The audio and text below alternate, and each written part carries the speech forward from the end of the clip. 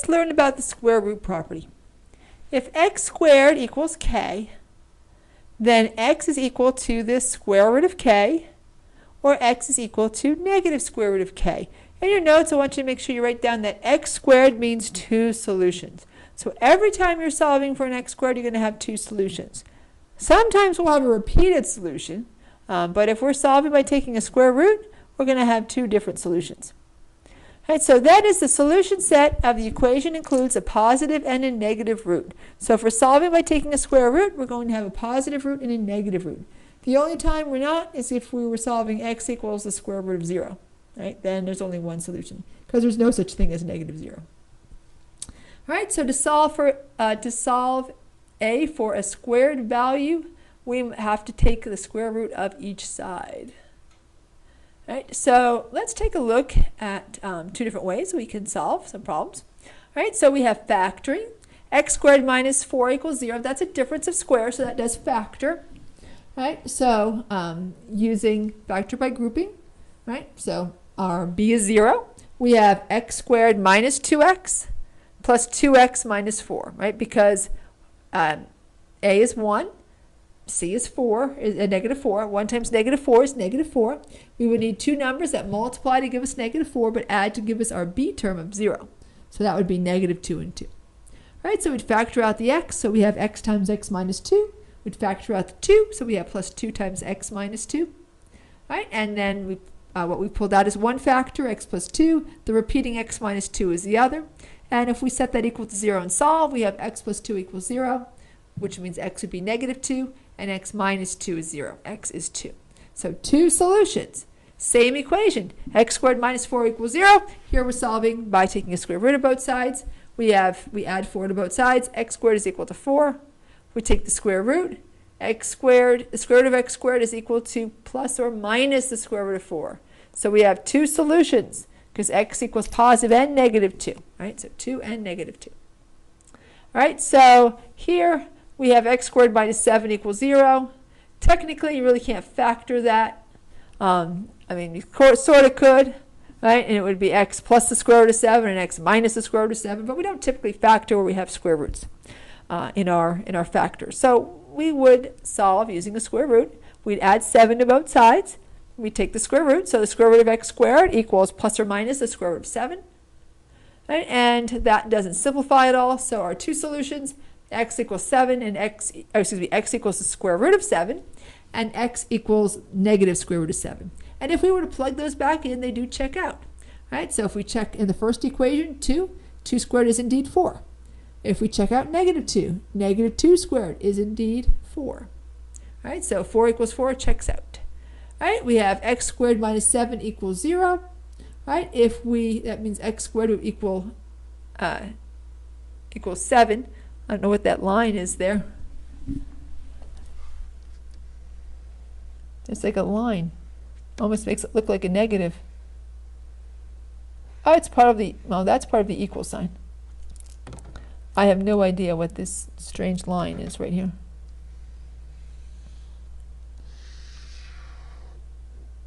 There we go. So x squared is equal to 7.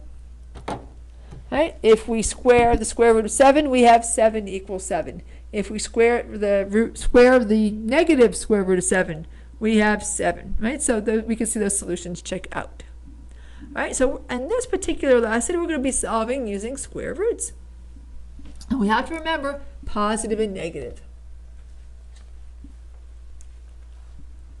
All right, so we have x squared equals 48. All right, so make sure you have in your notes x squared is two solutions. And I also like you to add only solve using square roots with no b term. Something squared equal a number only. All right, so add this to your notes. If you have a b term, you will not be solving with square roots. Right? We can only have a x squared, right, equals some number, or something squared equals some number. All right, so let's take a look. We got two examples here. All right, let's do x squared equals 48. All right, so we're going to take the square root of x squared. We're going to remember to take plus or minus the square root of 48. You need to simplify your radicals. Square root of x squared is just going to be x. All right, so now let's look at plus or minus square root of 48. All right, so not a perfect square. It's divisible by 3. Right, 3 goes into 48 16 times. 16 is 4 times 4. So we have a pair of 4s here. And 3 is a prime number, so we can't simplify that at all. So we have x equals plus or minus 4 square roots of 3. Right, so this one, right, is not a complex solution. We do not have an I in here.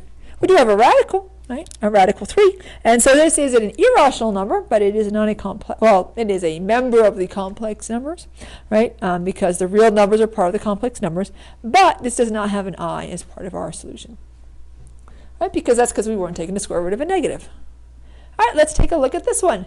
X minus 8 squared equals 24. You still have something squared equals a number, right? You can solve using square roots. Matter of fact, that's definitely the way you'd want to square, all right? This is made a lot easier for you. You'd make it much harder if you were to square the x minus 8 out, right, and then try to do something with it, right? Wouldn't be able to factor it anyway, all right? So x minus 8 squared, we're going to take the square root of that. And don't forget, plus or minus for the constant. All right, well, the square and the square root cancel, so this is just x minus 8. All right, so that was pretty easy. All right, and then we have to simplify the square root of 24. That's divisible by 4. And this would be 2 and 2, so 1, 2 comes out, 1, 2 goes away. And we remember you can't do anything with the 6. All right, so we have x minus 8 equals plus or minus 2 square roots of 6. And now we need to solve for x, so we're going to add 8 to both sides. So we have x equals, it's convention that we put the number without the radical first. So this would be 8 plus or minus 2 square roots of 6. And very, very important, you cannot add a number and a coefficient together. They are not like terms. I will cry a little bit if you make that 10 square roots of 6 and 6 square roots of 6. You cannot combine the 8 with the 2. The 2 is multiplied by the square root of 6. The 8 is not multiplied by the square root of 6, right? It's like adding this, 8 plus 2x, and calling that 10x. You wouldn't do that. That's wrong, right? You still can't do it with the radicals, right? Because only one of them is multiplied by the square root of 6. All right, so let's go on. All right, we have x squared is equal to negative 144. By the way, you could not factor that if you had moved it over, right, and set it equal to 0, because x squared plus 144 equals 0. Right? What multiplies to give you 144 and adds to give you 0? Right? Well, it's nothing. Right? So you can't factor a sum of squares, just a difference. Good idea to put this in your notes. Right? Look, it's even up there. Good idea to put that in your notes. And let's continue with the rest of this one. This is actually a pretty easy one to solve. We have x squared, we're going to take the square root of that, equals plus or minus square root of negative 144. The square root of x squared is x. Let's split this up. Actually, I don't even know if you have to, right? Because you probably can recognize this as a perfect square. But let's just do this one anyway, right? We'll split it up. So plus or minus the square root of 144 times the square root of the, oops, negative 1. There, it ends up inside anyway. We know the square root of 144 is 12, and the square root of negative 1 is I. And so there we go. And let me fix this. There you go. And so our answer here, x is equal to plus or minus 12i. So those are two solutions. We have positive 12i and negative 12i. So if we got an imaginary number as our solution, we know that we wouldn't have been able to factor it. Let's continue. All right, so now we have 5x squared plus 9 equals 0. All right, so same thing, we can't factor sums of squares. You don't have to write that again, you already wrote that once. All right, and technically this isn't a very good square anyhow, because 5 is not a perfect square. And neither again is 90. All right, so we're going to solve for x squared. So we're going to subtract 90 from both sides. We have 5x squared equals negative 90. Right? Make sure you isolate the variable. Let's add this to our notes. So isolate your variable. Right? Do not take a square root until you've isolated the variable. Otherwise, your coefficient is going to be stuck under the radical, and that's not going to help you. So we're going to divide both sides by 5. So we have x squared is equal to, that would be negative 18. And now we could take a square root. Right? So we have the square root of x squared equals plus or minus square root of negative 18. Square root of x squared is x. All right? Now let's simplify. We can rewrite this, of course, as the square root of 18 times the square root of negative 1. And we'll have to simplify that. Well, that would be 9 times 2, and 9 is 3 times 3. So 1 3 comes out, 1 3 goes away. The 2 stays under the radical. So we have x equals, right, and we're going to have the 3. And we know that this is the square root of I, right? The square root of negative 1 is I. So we're going to have 3i because we don't want to put that next to the radical. It'll look like it's under the radical. We want to put it in front. Oh, and don't forget your plus or minus. So we should have plus or minus 3i and then the square root of 2. And that would be our solution. Okay? By the way, if at any point I'm going too fast for you to take notes, never fear. You have a pause button and you can just pause me. Right? I'll just stand here quietly while you're writing the notes down. I won't even move.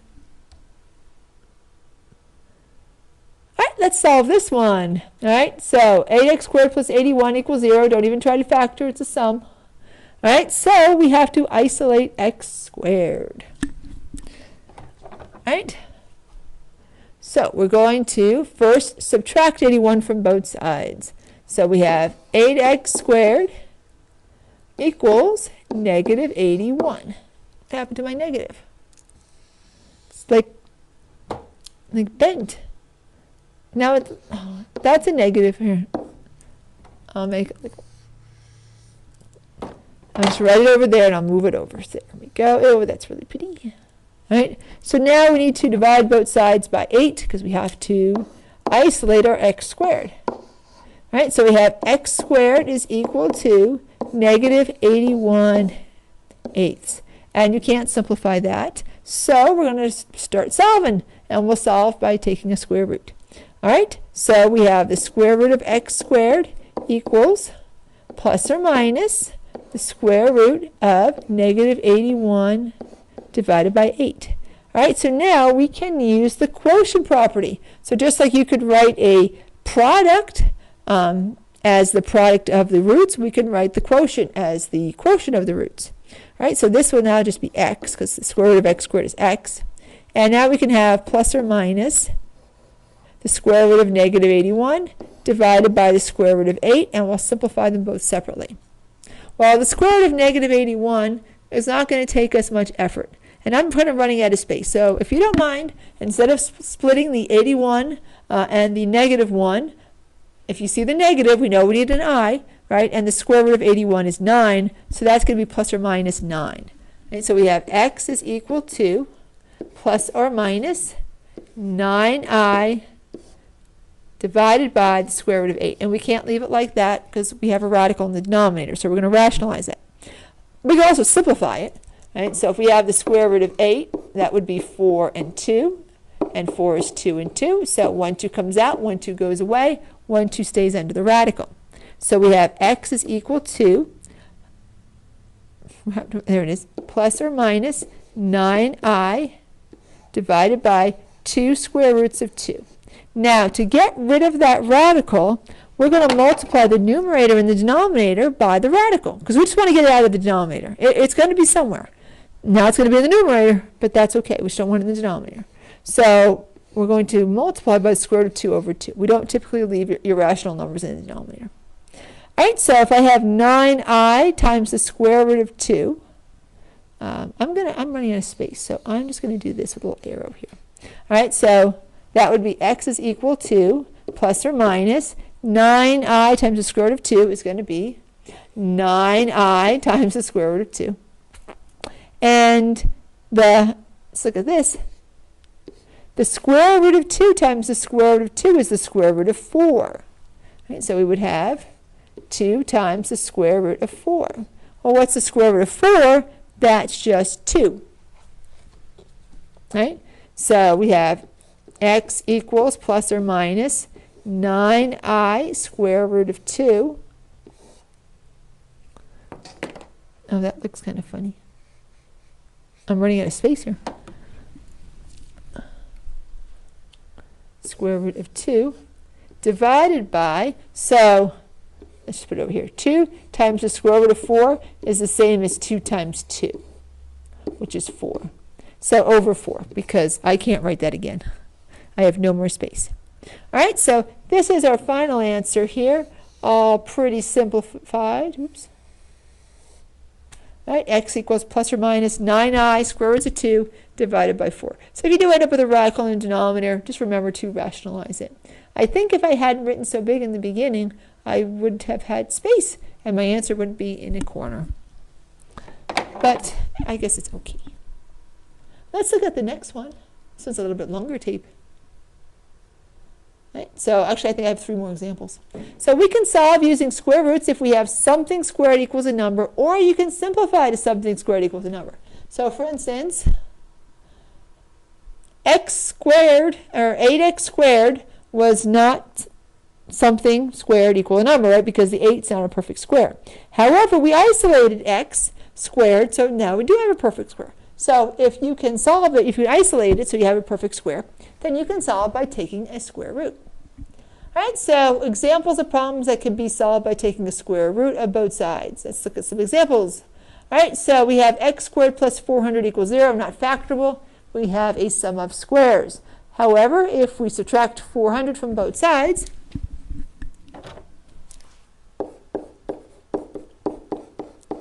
we now have something squared equal a number. So we'll take the square root of both sides. We have x squared equals, don't forget, plus or minus on the number side, negative 400. That is a perfect square. We have x equals the square root of 400, right, would be 20, just like the square root of 4 is 2. We have a negative there. And so the square root of the negative is square root of negative 1 is going to be I. So our answer here, x is equal to plus or minus 20i. That's our solution. All right, let's try the next one.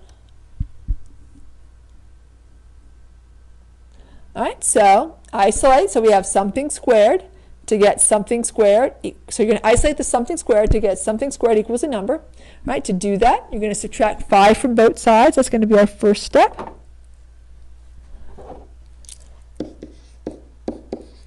Right, so you have negative 2x squared equals 80. Your second step to isolating x squared is going to be divide negative 2 to isolate x squared. So we divide by negative 2. So now we have x squared is equal to negative 40. And now we can solve by taking the square root of both sides because we have something squared equals a number. So we have square root of x squared equals plus or minus the square root of negative 40, not a perfect square, divisible by 8 and 5. 5 is a prime number. 8 is 4 times 2, and 4 is 2 times 2. So 1, 2 comes out, 1, 2 goes away, and then 10 stays under the radical. So we have x equals 10, what comes out? 2. Sorry, 2 comes out. 2, and don't forget your plus or minus. After simplifying the radical, I forgot about my plus or minus.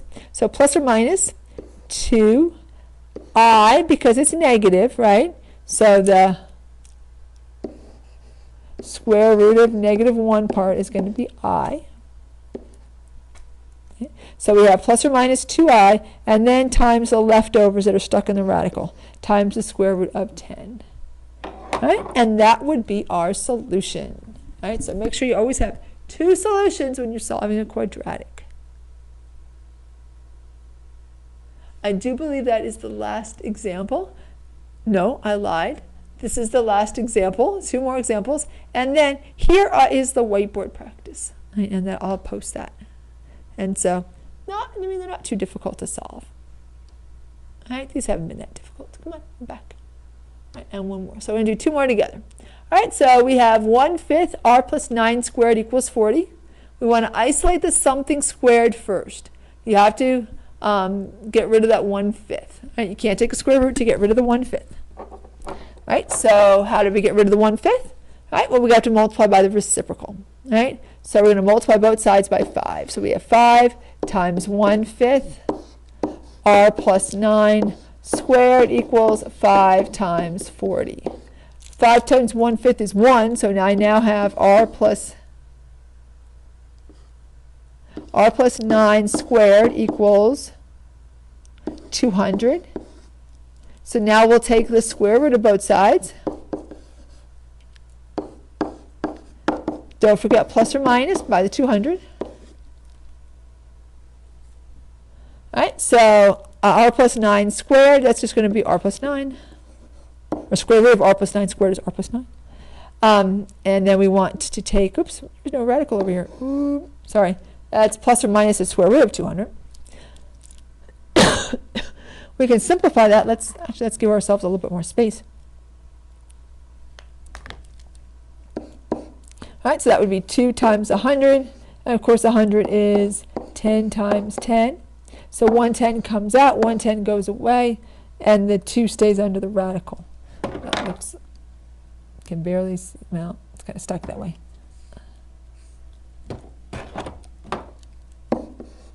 Can see the 10 there. All right. So now we have r plus 9 equals plus or minus 10 square roots of 2. All right, so now we have to isolate the variable, so we're going to subtract 9 from both sides. And so we have r equals negative 9 plus or minus 10 square roots of 2.